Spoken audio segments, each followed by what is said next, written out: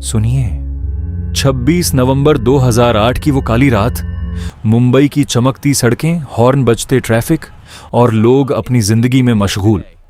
Taj Mahal palace hotel की lobby में विदेशी मेहमान हंस रहे थे। छत्रपति शिवाजी टर्मिनस पर ट्रेन पकड़ने की भागदौड़, लेकिन अंधेरे समंदर में सिर्फ कुछ किलोमीटर दूर मौत की नावें चुपके से तट की ओर बढ़ रही थीं। 10 युवा AK-47 और ग्रेनेड से लैस पाकिस्तान से भेजे गए। उनकी नजरें पहले से निशाने पर थीं।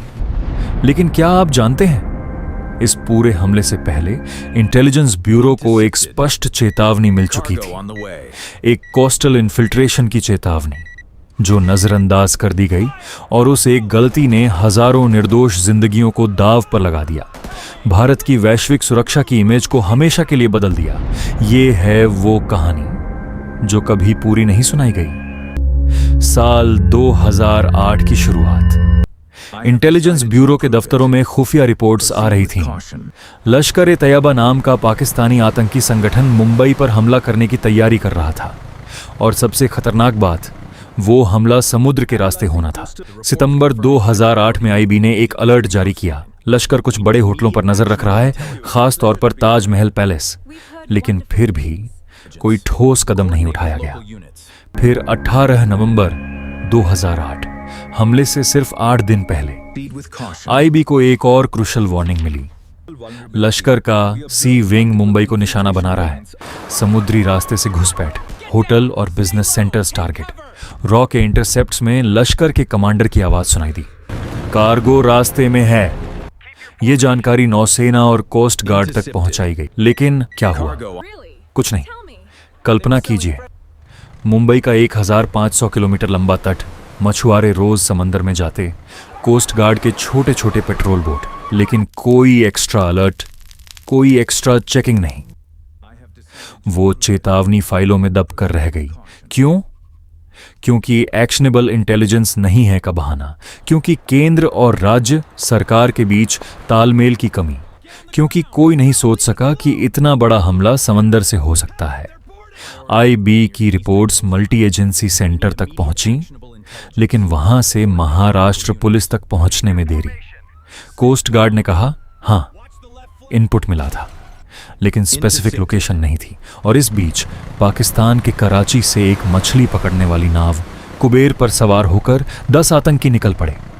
23 नवंबर को उन्होंने कुबेर को हाईजैक कर लिया, नाविकों को मार डाला, और 26 नवंबर की शाम ठीक 8:30 बजे 2 रबर की नावें मुंबई के मछुआरों वाले इलाके में उतर गईं। कोई रोका नहीं, कोई देखा नहीं। वो चेतावनी बेकार साबित हो गई। अब घड़ी रुक गई लगती है। रात के 9:30 बजे पहला हमला, छत्रपति शिवाजी टर्मिनस से। बंदूकें गरज उठीं, लोग चीखते हुए भागे, खून की नदियां बहने लगीं। फिर लेपर्ड कैफे, एक छोटी सी कॉफी शॉप जहां युवा हंस रहे थे। ग्रेनेड फेंके गए, गोलियां चली। फिर ताज होटल, वो शानदार इमारत जहां दुनिया भर के लोग ठहरे थे। आतंकी अंदर घुस गए, अल्लाह अकबर के नारे लगाते हुए। होटल की लॉबी आग की लपटों में, मेहमानों को बंधक बना लिया गया। ओबेरॉय ट्राइडेंट में भी वही कहानी। नरीमन हाउस, यहूदी केंद्र, जहां परिवार रात का खाना खा रहे थे। चारों तरफ दहशत, फोन कॉल्स आ रहे थे, मुझे बचाओ। लेकिन बाहर पुलिस के पास साधारण हथियार। NSG कमांडोज पहुंचने में घंटों लग गए। पूरा देश टीवी पर देख रहा था। रात भर आग की लौ, धुएं के गुब्बार और गोलियों की आवाजें। 3 दिन चला वो सिलसिला। 166 लोग मारे गए, 300 से ज्यादा घायल। बच्चे, महिलाएं, विदेशी पर्यटक, पुलिस वाले, आम नागरिक। एक एक जिंदगी का दर्द। ताज होटल में फंसे मेहमानों की कहानियां, कैसे वे अलमारी में छिपे, कैसे एक दूसरे को सांत्वना देते रहे। और बाहर पूरा मुंबई सन्नाटे में। लेकिन सबसे बड़ा दर्द ये था, ये सब रोका जा सकता था। वो IB की कोस्टल वार्निंग अगर सुन ली जाती तो शायद ये नावें कभी तट पर न पहुंचती, शायद समंदर में ही पकड़ ली जाती। लेकिन नजरअंदाज किया गया। हमला खत्म हुआ। पाकिस्तान में बैठे हैंडलर्स फोन पर निर्देश दे रहे थे, मारो मारो। एक आतंकी अजमल कसाब जिंदा पकड़ा गया। उसने सब बता दिया, ट्रेनिंग, प्लान, समुद्री रास्ता। लेकिन भारत की छवें, दुनिया भर में सवाल उठे, इतना बड़ा देश, इतनी खुफिया एजेंसियां, फिर भी समंदर से घुसपैठ। वैश्विक सुरक्षा की तस्वीर धूमिल हो गई।